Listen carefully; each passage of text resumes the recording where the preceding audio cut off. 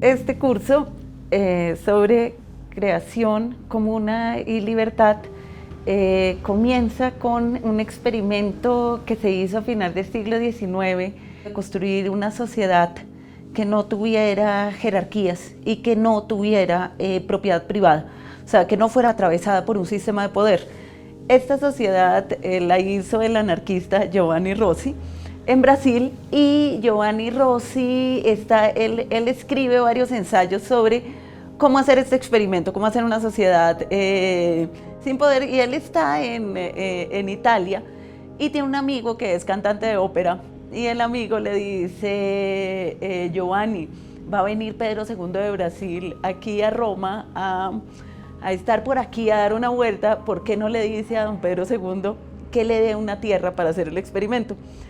Y Giovanni le dice, pero ¿usted cree que un emperador, o sea, un emperador, un rey, o sea, es el poder por excelencia, el poder de la monarquía me va a dar una tierra? Y el tipo le dice, el amigo, sí, cantante de ópera, le dice, seguro que sí, seguro que le da la tierra. Y Giovanni Rossi le escribe a Pedro II. Pedro II no lee los documentos inmediatamente, se demora un buen tiempo. Sí, y los lee porque le llegan unos libros de Giovanni Rossi sobre anarquismo. En ese tiempo es antes de la Revolución Rusa, entonces no se ha hecho el comunismo. Sí, y están esas dos opciones, anarquismo, socialismo, comunismo, cómo salir de una sociedad de producción capitalista. O sea, todo el siglo XX son experimentos y experimentos para ver cómo hacemos para que nuestra vida tenga sentido. Porque si trabajamos en una fábrica no tiene sentido. Sí, trabajas para jubilarte, y entonces al final de tu vida, ¿para qué viviste? ¿Sí? Y, en fin, Pedro II se lee los libros y el secretario le dice, don Pedro, hay una carta de ese tipo que ese tipo le escribió hace tiempo, ¿por qué no la leemos? Y van, recogen la carta, la leen, y Pedro II le escribe a Giovanni Rossi, listo, le doy la tierra en Brasil. Darle la tierra en Brasil a Giovanni Rossi era lo máximo, porque era una tierra en lo que se llama el Nuevo Mundo. O sea, era la oportunidad redonda de hacer su proyecto. Y cuando ya se van a venir, sí, se van a venir 250 anarquistas italianos a Paraná, o sea, a Paraná, Curitiba. Sí, queda cerca de Curitiba, esto es el sur de Brasil, y es uno de los lugares más godos de Brasil. O sea, Lula estuvo encerrado en la Policía Federal de Curitiba, fue Curitiba el que le hizo el juicio. Entonces, cuando ya se van a venir, tienen todo arreglado, Pedro II abdica del cargo, abdica del poder, y sale fuera, o sea, adiós. Y entonces Giovanni Rossi dice, no me importa, me voy a Brasil. Y es curioso, esto hay que verlo, les cuento rápidamente, Pedro II es el emperador de Brasil. Sí, ¿por qué tenemos un emperador en América Latina? O sea, fíjense que no es normal. ¿Por qué el rey está en Brasil? ¿Por qué el rey está en Río de Janeiro? Y tenemos que acordarnos siempre que lo que pasó fue que Napoleón, cuando cogió su ejército, se trepó por los Pirineos, se iba a llegar a Madrid, y llegó a Madrid. De hecho, toda la monarquía portuguesa aplicó el empaque y vámonos. ¿Sí? Tomaron todo lo que tenían, toda la corte, o sea, todas las obras de arte, el oro, todo eso, lo metieron en las carabelas y se vinieron a Río de Janeiro. Entonces la torta se volteó, porque la monarquía, ¿sí? El rey estaba aquí y no en Portugal. Imagínense que hubiera pasado eso en México, que los reyes vivan en México y no vivan en Madrid. Sí, y pues yo no sé si tiene algo que ver, pero en Brasil portugués significa tonto. Sí, o sea, pastuso, siempre los países somos unos de bullying. Sí, entonces hay pastuzos, hay yucatecas, todo eso. En Brasil son los portugueses. Entonces, Pedro II es un rey que crece en Brasil. Sí, porque el que viene es João VI tiene a Pedro I tiene a Pedro II, y Pedro II desde los 5 años es emperador. O sea, Pedro II es un tipo que lo encierran en un cuarto a estudiar para ser rey. Sí, entonces es un tipo muy culto y les dice, listo, vénganse. Después Pedro II se va porque dice, no, está muy pasado de moda tener una monarquía, vamos a hacer una república. Y se va de Brasil, entrega el poder con un autogolpe de Estado. Esto es una historia muy interesante que diferencia a Brasil del resto de América Latina. Y llegan los de la colonia Cecilia. Los de la colonia Cecilia, yo sé esto por Celia Gatay, el libro Anarquistas, gracias a Dios. El mismo título del libro es chistosísimo, porque uno no es anarquista gracias a Dios, porque si uno es anarquista, uno es ateo. Sí, entonces como que anarquistas gracias a Dios, ¿sí? Y este libro de Celia Gatay es absolutamente maravilloso. Sí, ¿y por qué son anarquistas gracias a Dios? Porque el abuelo de Celia Gatay es de la colonia Cecilia y el otro abuelo es de una colonia católica. Sí, y se unen, o sea, la abuela y el abuelo, y se unen los dos y crean a Celia Gatay, ¿no? O sea, crean la familia esta de italianos muy, muy pobres. Jorge Amado es el esposo de Celia Gatay. Sí, Celia Gatay hace sus memorias, que es anarquistas gracias a Dios, también porque Jorge Amado la incentiva. Cuando se viene el abuelo de Celia Gatay a ser parte de la colonia Cecilia, lo primero que hace es preguntarle a su mujer si está de acuerdo, porque como hombres y mujeres tenían la misma, el mismo poder. Entonces le pregunta a la mujer, ellos tenían una cosa que era, tenían un hijo cada 2 años. Sí, eran súper organizados y tenían un hijo cada 2 años para que ella lo pudiera amamantar 2 años y el muchachito estuviera bien de salud. Entonces, en ese momento, cuando deciden coger el barco, ella tiene 4 hijos y un 5.º hijo que es de pecho. Y ella dice, listo, vámonos, porque ella sabe lo que significa eso. Lo que significa eso es venir a hacer la utopía. Sí, era venir a hacer la utopía. Y se meten en el barco. Estos barcos eran espantosos, ¿sí? Los barcos en donde llegaron todos los inmigrantes, que ahora llegaron los inmigrantes pobres italianos a Argentina, al sur de Brasil a recoger café. Estos inmigrantes blancos que llegaron con una mano adelante y otra atrás y ahora se creen de mejor familia, ¿sí? Y ellos, como era el último pasaje del barco, los metían en una bodega, ¿sí? Y la bodega no los dejaban ver el sol y el viaje se demoraba 18 días. 18 días sin ver el sol en un barco, en la bodega de un barco. Miren, el piso estaba cubierto de vómito, claro, ¿sí? Y a esta mujer vomitaba y se le acabó la leche. Y no había con qué alimentar al niño. Y el niño se murió. Y bien, ¿qué tiene la colonia? La colonia quiere ser una tierra que todos cultivemos. Sí, son unos hippies, o sea, quiere ser una tierra cultivada por todos. Y además Giovanni Rossi quería el poliamor. O sea, en 1890 lo iban a linchar. Sí, entonces él tenía la novia, la esposa de él tenía 2 esposos. O sea, no era él el que tenía 2 esposas, sino...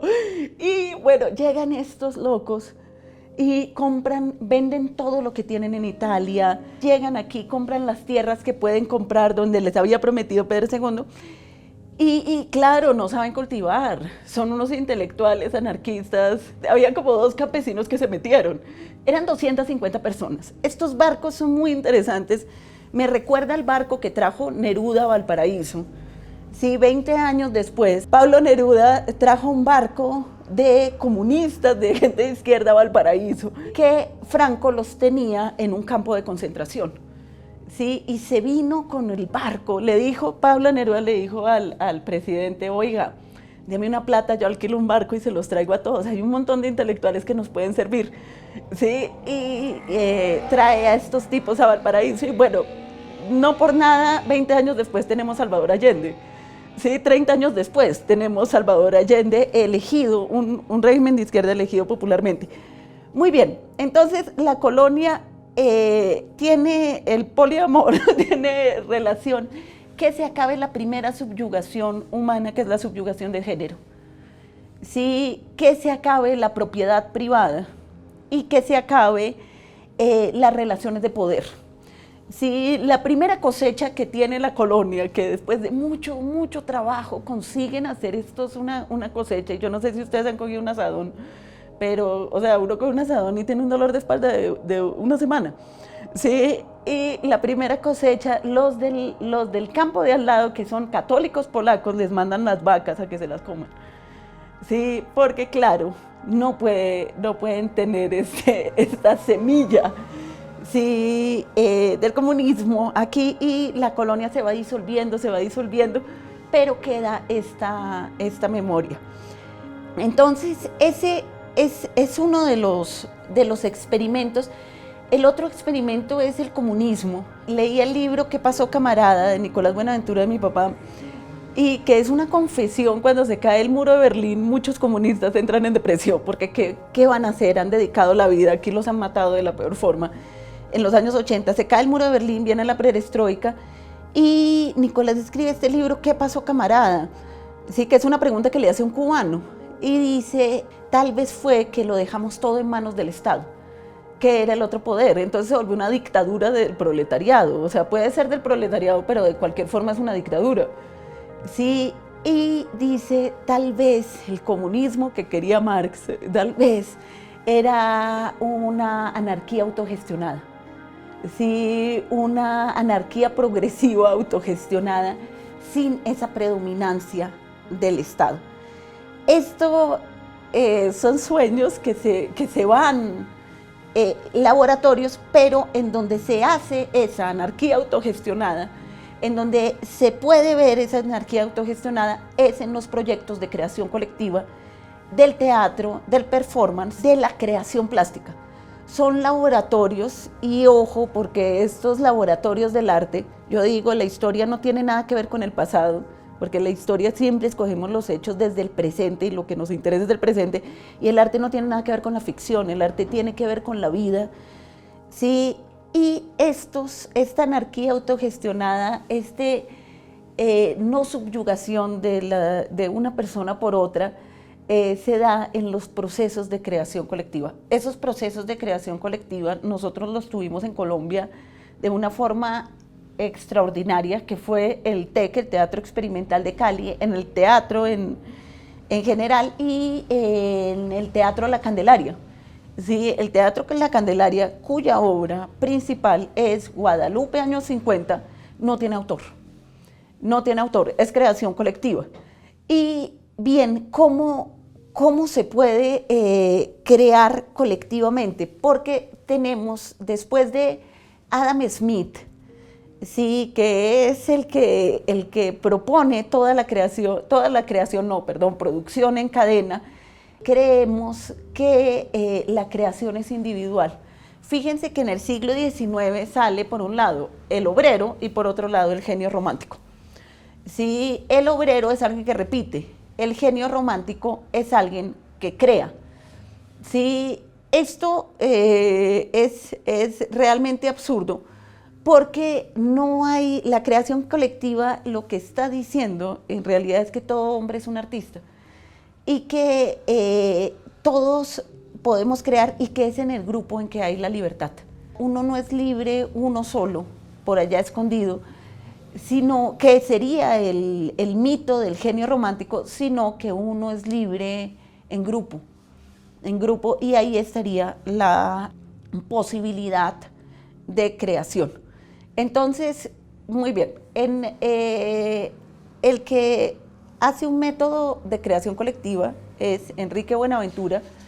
Si este método de creación colectiva es a través de la improvisación, está el grupo de teatro, y el grupo de teatro hace una serie de improvisaciones. Por lo general el método consiste en que por lo general un grupo de teatro tiene 14 personas, se dividen y comienzan a improvisar sobre un problema que se ha planteado. Después los otros van a mirar las improvisaciones, y hay algo muy interesante, que la primera acercamiento a las improvisaciones de los otros no consiste en decir si estuvo bien o estuvo mal, que es lo primero que uno piensa por toda la coerción del colegio, ¿sí? No consiste en decir si estuvo bien, si estuvo mal, sino consiste en describir qué pasó.